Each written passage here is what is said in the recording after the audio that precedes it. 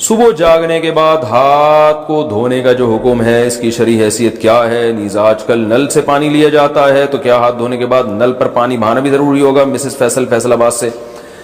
رسول اللہ صلی اللہ علیہ وسلم نے فرمایا اذا استيقظ احدكم من منامه فلا يغمسن يده في الاناء حتى يغسلها ثلاثا فانه لا يدري اين باتت يده غدا، کہ آپ صلی اللہ علیہ اين باتت يده بلمس، کہ جب تم میں سے کوئی شخص جاگتا ہے تو اپنا ہاتھ برتن میں ہرگز نہ ڈالے جب تک 3 دفعہ دھو نہ لے، کیونکہ اس کو پتہ نہیں ہے کہ اس نے ہاتھ نے رات کہاں گزاری ہے، رات کو گندگی بھی لگ سکتی ہے ہاتھ کے اوپر۔ تو وہ ہے بالٹی میں ہاتھ ڈالنا، کیونکہ بالٹی میں ڈالیں گے تو پانی ناپاک ہو جائے گا، برتن سے مراد یہ پانی کا برتن۔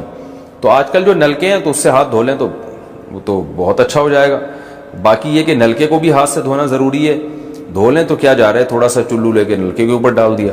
تو اس میں البتہ وہم ہی نہ بنے، کیونکہ پھر وہ جہاں جہاں جیسے کرونا وائرس پھیل رہا ہے نا، تو ایسے لوگ سمجھتے ہیں ناپاکی بھی پھیلتی ہے، تو اتنے پاگل ہو جاتے ہیں لوگ اس معاملے میں کہ وہ ایک صاحب نے بتایا کہ میں جب وہ اپنے کپڑے واش روم میں دھوتا ہوں تو چھینٹ پڑتی ہے، تو چھینٹ پڑنے سے وہ کپڑا ناپاک، تو جب میں اس کپڑے کو اٹھاتا ہوں تو میرا ہاتھ ناپاک، تو جب میں نلکے کو لگاتا ہوں تو نلکا ناپاک، پھر میں نلکے کو جب پانی سے دھوتا ہوں تو اس دوران اگر میرا کہیں ہاتھ لگ گیا تو پھر اس کو بھی دھونا پڑتا ہے، پھر وہ دروازے کے کنڈے کو بھی دھوتا ہوں جس کو ہاتھ لگا۔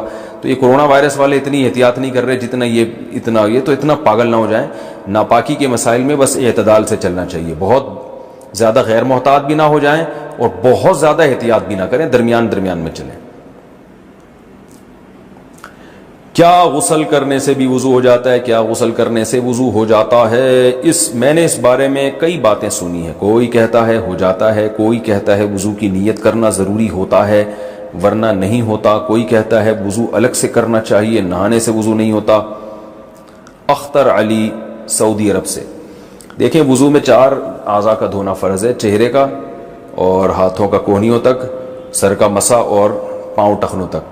تو غسل کے دوران اگر یہ اعضاء دھل گئے پورے طور پر تو وضو آپ کا آٹومیٹیکلی ہو گیا۔ تو یہ ہے اصل۔ باقی سنت عمل یہ ہے، صحیح طریقہ یہ ہے کہ جب غسل کیا جائے تو آپ صلی اللہ علیہ وسلم نے جو غسل کا طریقہ سکھایا، پہلے وضو کریں پھر مکمل غسل کریں، یہ اچھا طریقہ ہے۔ لیکن اس پر عمل نہیں بھی کیا، ایسے ہی پانی بہا دیا تو بھی وضو آپ کا آٹومیٹیکلی خود بخود ہو جائے گا، دوبارہ وضو کی ضرورت نہیں ہے۔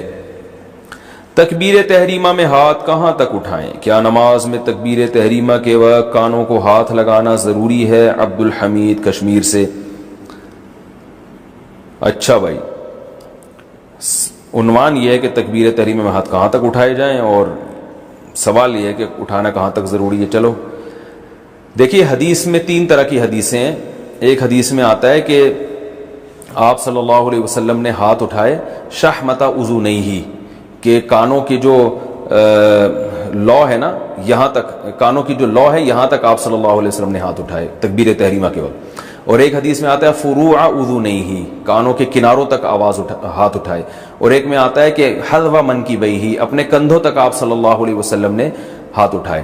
تو اس لیے بعض ائمہ اس کے قائل ہیں کہ کندھوں تک ہاتھ اٹھائے جائیں، بعض اس کے قائل ہیں کہ کانوں تک اٹھائے جائیں، بعض اس کے قائل ہیں کہ یہاں تک اٹھائے جائیں۔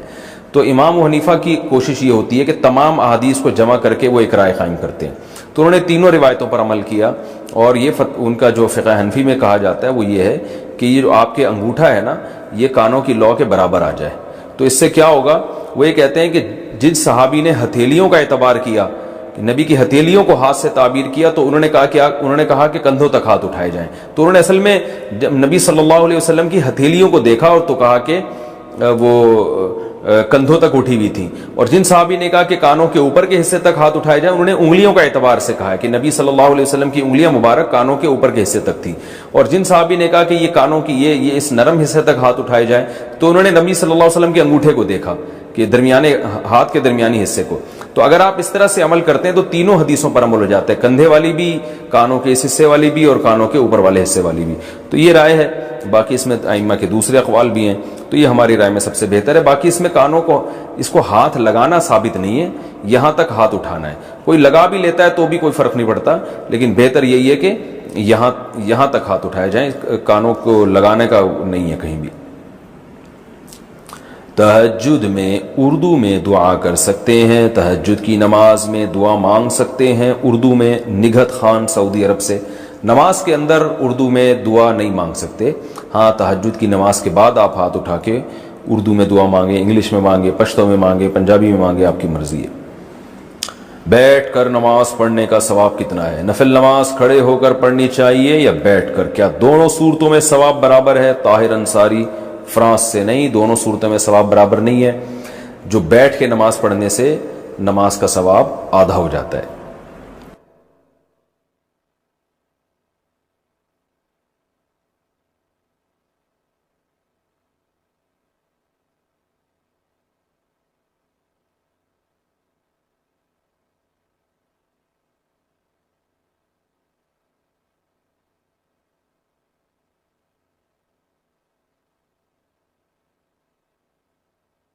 بہت جزیات بہت ہوتی ہیں، چھوٹی چھوٹی گہرائی میں۔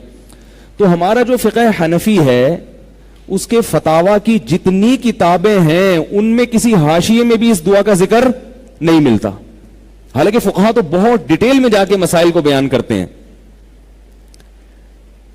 نہ فتاوی قاضی خان میں ہے، نہ فتاوی عالمگیریہ میں ہے، نہ رد المختار میں، نہ الدر المختار میں، کہیں بھی نہیں ہے۔ جو فتاوی کی مشہور کتابیں ہیں، نہ قدوری میں، نہ ہدایہ میں، جو متون کی کتابیں ان میں بھی نہیں۔ جو فقہ حنفی تو عربی میں ہے نا اصل میں، اردو کتابیں تو بعد میں لکھی گئی ہیں، اور اردو کتابوں میں حوالے تو عربی ہی کتابوں کے ہوتے ہیں، وہ خود سے تھوڑی کچھ لکھتے ہیں، تو کہیں بھی نہیں ہے۔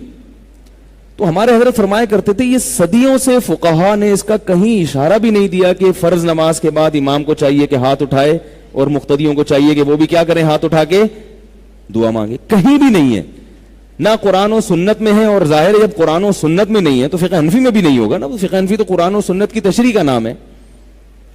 نہ امام ابو حنیفہ نے، اور پھر چاروں فقہ میں نہیں ہے۔ بات آ رہی ہے سمجھ میں؟ اب میں آپ کو بنانا ہوں خرشیلا، اب آپ جائیں گے دوسری مسجد کے امام کو نہ چھیڑیں گے، بولیں گے کہاں سے، تو ابھی میں خارج ختم بھی کروں گا انشاءاللہ۔ یہ تو میں ایک مثال دے رہا ہوں نا، مثال۔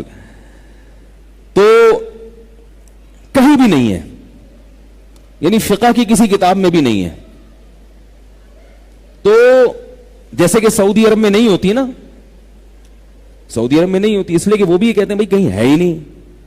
تو ہمارے حضرت کی تحقیق یہ تھی کہ بھئی یہ تو نہ فقہ حنفی میں ہے، نہ فقہ شافعی میں ہے، نہ فقہ مالکیہ میں ہے، نہ فقہ حنبلیہ میں۔ رہا یہ مسئلہ کہ حدیث میں تو بہت زیادہ تذکرہ ہے کہ فرض نماز کے بعد دعا قبول ہوتی ہے، تو بخاری مسلم کی حدیثیں ہیں۔ تو ہمارے حضرت فرمایا کرتے تھے کہ نبی صلی اللہ علیہ وسلم کی ایک حدیث کا مطلب دوسری حدیث ہی کی روشنی میں حل کیا جائے گا نا۔ ایک طرف حدیث میں آ رہا ہے فرائض کے بعد دعا قبول ہوتی ہے، ایک طرف حدیث میں آتا ہے کہ نبی نے فرض نماز کے بعد کبھی بھی دعا، اجتماعی تو ملتی نہیں ہے، انفرادی بھی ایک ضعیف روایت ہے کہ ایک دفعہ زندگی میں، اور خلفائے راشدین سے بھی کہیں نہیں ملتا، صحابہ سے بھی کہیں نہیں ملتا۔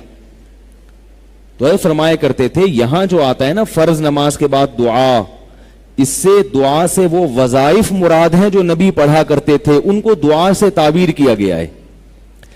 وظیفہ کسے کہتے ہیں؟ یعنی کچھ منتخب کلمات، جیسے ہم